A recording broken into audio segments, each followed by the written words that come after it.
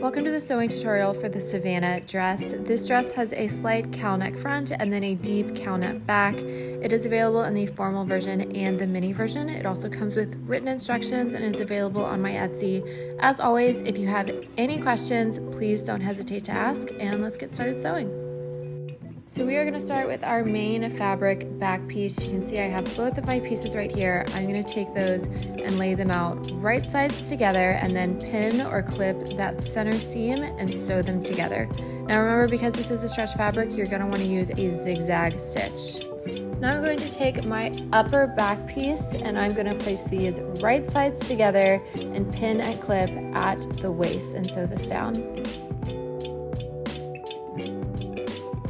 Once this is done, you're going to trim all your seam allowance, or you can press with a light heat. I'm using sequins, so I'm going to trim mine, but you're also welcome to press them instead. You just want to make sure your seams are nice and flat. Now I have my two lining back pieces, and we are going to follow step number 1 and combine and make our new lining back. Then I'm going to grab my lower back lining piece. It looks like this. I will place these right sides together, pin and clip, and then sew down. Once that's done, it should look like this. We're gonna grab our upper back lining piece. It's a little confusing because yes, this is our lining piece, but it's in our main fabric, and that's because it's going to show. It will be the same for your front piece, but we're gonna take that, we're gonna flip it upside down so that it is right sides together, and we are going to clip or pin the entire top and then sew that down. Before we finish off our back pieces, I'm going to start on our straps because we're going to combine these to our back. I'm going to fold these in so that they are facing each other, and we're going to clip just one end and then fold long ways along the rest of the strap and sew this down. Again, we're going to sew one end, so you can see me going here, and then I'm going to stop, leaving my needle in, pushing this down, and then sewing along the length. Then you can use a loop turner or you can use a safety pin, whatever you prefer. I had a little bit of trouble because I have sequins. You can see them all over my table. But you're going to take this and put it right sides out. You'll repeat all these steps for both of your straps, and you should have one end that's open and one end sewn closed. Now we are going to go back to our two back pieces. You should have two of these by now. They will look like this. We're going to combine those together at the top. So we're going to sew all the way along the top, but only until we hit that under armpit sleeve here, which is right here. So we are not going to sew that. We're going to go just above that, clipping all of this, and I'll give you guys another angle as well. But before we sew down the top, we are going to take our strap and put this inside our two linings, and we're going to take the unsewn end of the strap and stick that out. It is 1.5 inches from our top strap, and again, I'll give you guys a different angle so you guys can really see what I'm talking about. So you can see I've pinned all along the top, stopping at that armpit piece, and I'm going to take my other strap, put this inside in between my linings, and take the unsewn end of the strap and put that 1.5 inches from that top strap. That's what's going to connect at your shoulder piece. And we're going to sew all the way along. The only thing we are not going to sew, I will show you guys, is we are not going to sew that top shoulder piece. That will remain unsewn, and I'll show you what I'm talking about right here. We're going to skip that. Everything else that you see pinned is getting sewn down. Make sure in between all these steps you're either pressing or trimming your seam allowance. Once this is done, we're going to flip that inside out. It should look like this. You should have those straps seamlessly aligned, and your back piece is ready to go.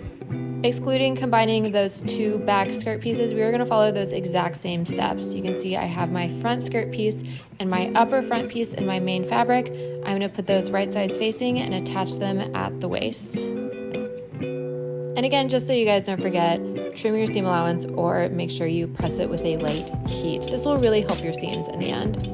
Moving on to our front lining piece, you can see I have my skirt here. I'm going to take my lower front lining piece and connect it to my front skirt, connecting it at the waist and sewing that in place. Remember, these are actually the exact same instructions that we saw for our back lining piece. Now I'm going to take my upper front lining piece and connect it to that piece I just showed with right sides facing. As always, I'm going to trim my seam allowance again, or you can press it with a light heat, and I'm going to combine my main fabric front to my lining piece front. just like we did with the back, except we are excluding the straps for the front piece. You can see I have this all pinned together from this angle, and we are going to repeat exactly like we did for those back pieces.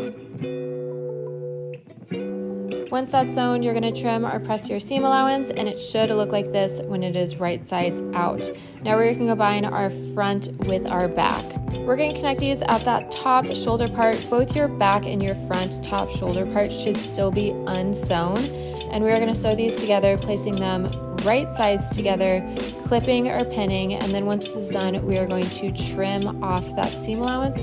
So I suggest using a zigzag to make sure your edges don't fray once you're done with this. And then you should have something that looks like this. It almost looks like a dress, but not quite.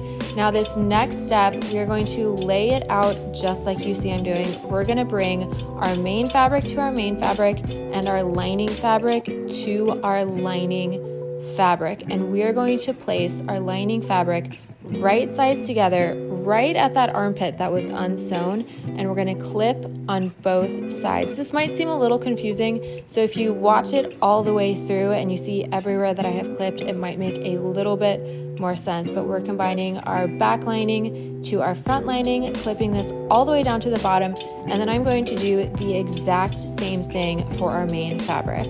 So again, I'm laying out my main fabric, and it is right sides to right sides, putting those straps inside because you want to make sure you don't accidentally sew over those. And then once I have this, I'm making sure I get right up where that armpit is so we have no holes in our dress, and I'm connecting my back main fabric to my main fabric front piece. And we are going to sew all the way down our lining to our main fabric, bottoms to bottoms.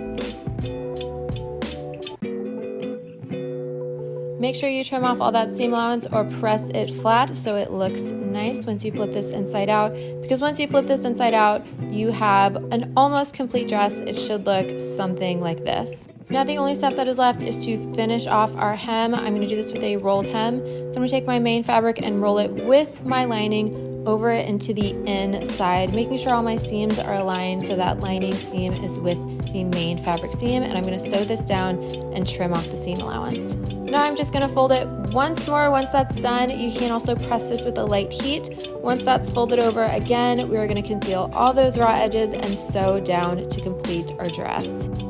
And that is the end of the Savannah dress tutorial. Please don't hesitate if you have any questions, and I hope you enjoy your new custom dress.